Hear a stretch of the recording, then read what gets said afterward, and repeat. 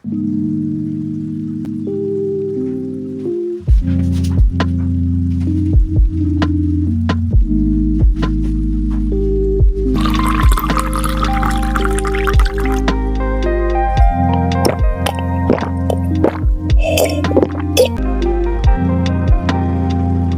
Everyone, good morning, welcome back to our channel vlogger. তো এখন আমাদের প্রায় 4:20 এরকমই প্রায় বাজে।